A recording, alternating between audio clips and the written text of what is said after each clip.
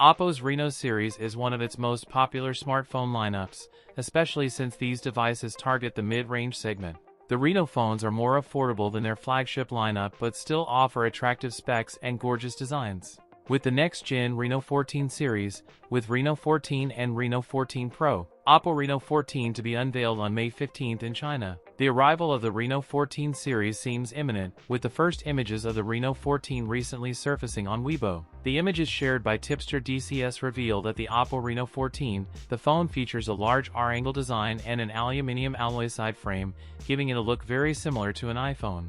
The Reno 14 will feature a 6.59-inch OLED LTPS panel that offers a 1.5K resolution and a 120Hz refresh rate. It is expected to feature a 50-megapixel front camera and a 50-megapixel main camera, a 8-megapixel ultra-wide and 50-megapixel telephoto camera. Oppo Reno 14 come with MediaTek Dimensity 8400 SoC, seen on Geekbench ahead of debut, and ColorOS 15-based Android 15. A 6000 mAh battery with 80W charging.